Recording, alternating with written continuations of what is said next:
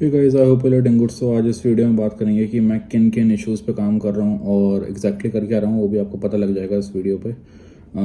तो स्टार्ट करते हैं। सबसे पहले मैंने अपने सामने लिखा हुआ है। तो आजकल मैं सबसे मेजरली काम कर रहा हूँ एप्लीकेशन अपग्रेड पे। सो एक एप्लीकेशन है हमारी कंपनी की जिसको मुझे अपग्रेड करना है, लेटेस्ट वर्जन पे लेके जाना है। तो उस पर मैं काफ़ी काम कर रहा हूँ और उस पर भी काफ़ी तरीके के इश्यूज़ आ रहे हैं एक्चुअली। जैसे डेटाबेस के रिलेटेड इशू आ रहे हैं क्योंकि हर एप्लीकेशन के लिए डेटाबेस तो चाहिए ही होता है। तो डेटाबेस को डंप करना और रिस्टोर करना, डंप मतलब पुराने वाले डेटाबेस का डंप लेना और नए वाले पे रिस्टोर करना, डेटाबेस कनेक्टिविटी रिलेटेड इश्यूज़ आ जाते हैं। और एप्लीकेशन को इंस्टॉल करना, अलग अलग एनवायरनमेंट्स पे टेस्ट करना कि वो हर एनवायरनमेंट में चल रही है या नहीं। तो इस टाइप की चीज़ों पे मैं काम कर रहा हूँ। तो ये सब एप्लीकेशन अपग्रेड का ही पार्ट है। तो इन सब चीज़ों पे काम कर रहा हूँ और काफ़ी मतलब टाइम कंज्यूमिंग टास्क है। तो अभी ये काम चलता रहेगा, अगले 1-2 महीने तक चलेगा, जब तक ये पूरी तरह प्रोडक्शन पे डिप्लॉय नहीं हो जाती और सब इसको टेस्ट नहीं कर लेते, सारी दूसरी टीम्स और हमारे जो मेरी जो कंपनी के जो मतलब टीम के जो सीनियर्स हैं वो सब टेस्ट नहीं कर लेते, तब तक ये काम चलता रहेगा।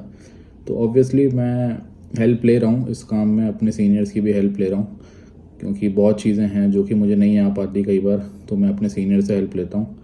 तो इन चीज़ों पे काम कर रहा हूँ। और इसके अलावा जो इश्यूज़ आते हैं वो है आरपीएम पैकेजिंग इश्यूज़।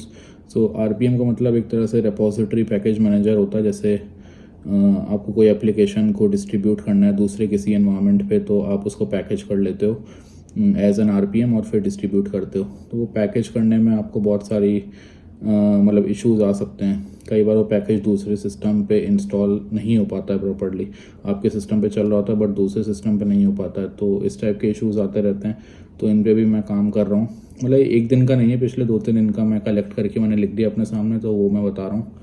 तो इस तरीके से आरपीएम रिलेटेड इश्यूज़ हैं और यूज़र एक्सेस रिलेटेड इश्यूज़ आते रहते हैं। जैसे कई बार यूज़र को कोई इशू आ गया, पर्टिकुलर कोई एप्लीकेशन एक्सेस नहीं कर पा रहा है, कुछ उसको 404 एरर आ गया या 503 एरर आ गया, तो उस तरीके के इश्यूज़ भी आते हैं, तो वो भी देखने पड़ते हैं। तो उस टाइप के इश्यूज़ भी देखता रहता हूँ मैं। इसके अलावा है प्रोडक्शन रिलेटेड इश्यूज़। कई बार प्रोडक्शन इश्यूज़ तो सभी को पता है, जो आपके एग्जिस्टिंग जो इंफ्रास्ट्रक्चर एग्जिस्टिंग सर्विसेज हैं वो अगर डाउन हो जाती हैं तो टिकट बन के आ जाती है, तो उस टाइप की टिकट्स पे काम करना पड़ता है। तो उस टाइप के भी इश्यूज़ रहते हैं। होता तो टचवुड कम ही होता है, बट हाँ जब हो जाता है तो देखना पड़ता है। जैसे भी लास्ट कुछ दिनों में हुआ था तो मैंने देखी थी वो टिकट्स। और इसके अलावा है अपने ग्रेफाना पे, अभी 1-2 दिन पहले मुझे ग्रेफाना के डैशबोर्ड्स पे इशू आ रहे थे, मुझे कुछ भी डेटा नहीं दिख रहा था और अलर्ट्स भी नहीं आ रहे थे, सब पे नो डेटा आ रहा था। तो वो मुझे अभी ऑन गोइंग है, वो मुझे अभी चेक करूँगा मैं मंडे को जाके। तो ग्रेफाना डैशबोर्ड पे कोई डेटा नहीं था, तो उस टाइप के इश्यूज़ थे।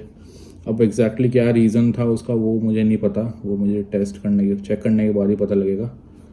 और इसके अलावा है जो अभी 1-2 वीक पहले आए थे वो थे डॉकर और क्यूबरनेटिस रिलेटेड इशू। तो डॉकर फाइल लिखी हुई हैं, उनको मुझे इमेज बना के कंटेनर लॉन्च करना था दूसरे एनवायरनमेंट पे, तो वो कंटेनर लॉन्च नहीं हो पा रहा था, वो स्टार्ट नहीं हो रहा था।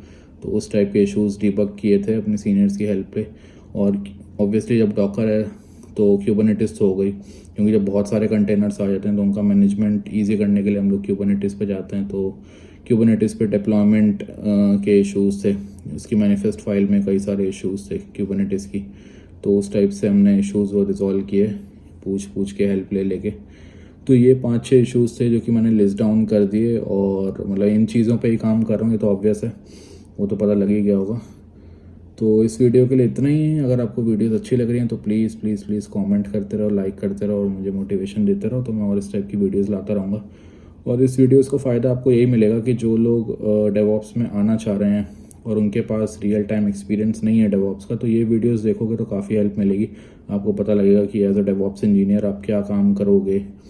खैर ये वेरी कर सकता है, हो सकता हो कोई और डेवॉप्स इंजीनियर किसी और टूल पे काम कर रहा हो या किसी और, वो हो सकता है बहुत ही मुझसे अलग काम कर रहा हो, बट हाँ एक आइडिया मिल जाता है कि एग्जैक्टली मतलब आप किस टाइप का काम करोगे।